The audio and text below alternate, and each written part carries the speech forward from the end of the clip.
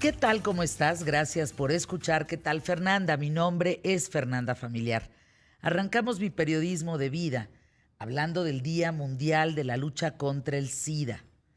Como cada 1 de diciembre, hoy conmemoramos una batalla que lleva más de 4 décadas y que ha cobrado la vida de 42 millones de personas en el mundo. Para entender bien de qué se trata, primero hay que dejar claro que SIDA y VIH no son lo mismo.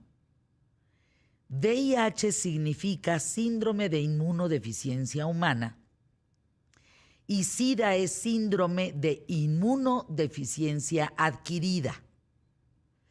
El virus se transmite a través del contacto sexual, también al compartir agujas, por transfusiones de sangre o por vía perinatal. Quienes se infectan con VIH, virus de inmunodeficiencia humana, pasan por 3 etapas. La infección aguda o síndrome retroviral agudo, que puede producir síntomas similares a los de la gripe en el primer mes de infección. La segunda es la latencia clínica o infección asintomática por VIH, que es cuando el VIH se reproduce a niveles más bajos. Y la tercera es el SIDA, cuando la cantidad de células CD4 cae por debajo de 200 células por milímetro cúbico de sangre, cuando lo normal serían entre 500 y 1500 células. Cuando cae por debajo de 200, ahí ya se le llama SIDA. ¿Estamos? Esa es una diferencia muy importante y que a veces a la gente dicen SIDA, VIH. No.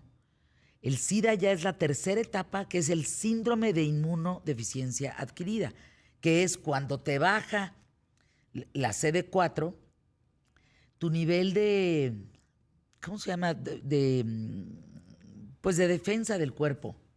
Tus defensas, sí. Tus defensas bajan a tal nivel que tú puedes morir por una gripe. Por un catarrito te puedes morir. Así es. Porque ya no tienes defensas en el cuerpo. Te bajan demasiado y te puedes enfermar de lo que sea. Eso se llama SIDA. La historia del VIH comienza oficialmente en 1981, cuando los Centros para el Control y Prevención de Enfermedades de Estados Unidos empiezan a publicar los primeros informes.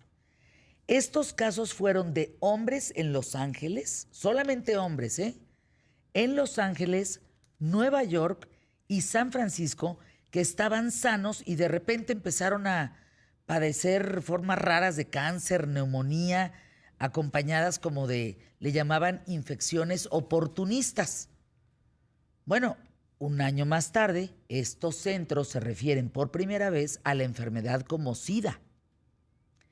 Llega 1983, en donde tanto investigadores franceses como estadounidenses determinan que el SIDA es causado por el VIH, por el virus de inmunodeficiencia adquirida. Es por lo que te mueres, pero te lo da el VIH. ¿Estamos? Fíjense, un virus más en la historia de la humanidad.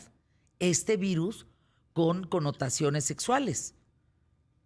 A través de sangre, que se entendía en un principio que si estaba en el semen, una desinformación, yo me acuerdo en aquel tiempo, terrible. Yo hice una tesis sobre esto y había mucha desinformación y yo me acuerdo haber consultado a autoridades muy importantes en México para mi tesis y decían, nosotros no vamos a tener datos sobre eso porque tenemos que permitir que nazcan tantos en el mundo, pero que mueran tantos también.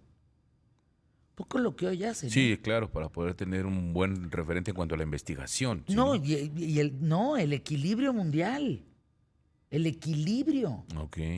Me explico, tengo que permitir que nazcan tantos, pero tengo que permitir que mueran tantos. No. Y el VIH nos va a permitir que eso suceda. O sea, imagínense la mentalidad, estamos hablando, ¿hace cuánto la Organización Mundial de la Salud consideró, lo hablamos aquí en el programa, que la homosexualidad no era una enfermedad mental.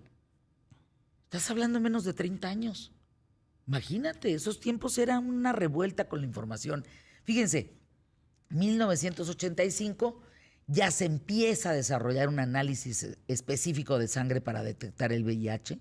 1 de diciembre de 1988 es cuando se decreta el primer Día Mundial de la Lucha contra el SIDA.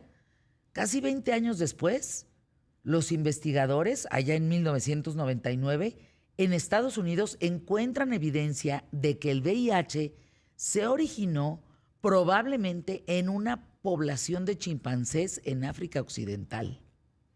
Según estudios realizados, el virus se transmitió a personas que cazaban y consumían chimpancés como alimento. Año 2011, en su libro Los orígenes del SIDA, el doctor Jacques Pepin habla de que la aparición del VIH pudo comenzar antes de 1981, lo cual confirmaría los rumores de los primeros casos de la década de 1960. Hay muchos datos en relación a esto, Actualmente el VIH ya no representa una condena de muerte, pero aún se espera una vacuna definitiva. En 40 años no se ha podido desarrollar una que termine con esta enfermedad. Súmale a esta, súmale la que tenemos. Especialistas y científicos dicen que puede venir otro virus muy fuerte en la población mundial después del COVID y con temas que proviene de un tema sexual. Y además las mutaciones que podrían darse, Ándale. que es otro renglón. De eso y más. Quédense con nosotros hasta luego en la tarde, la van a pasar chévere.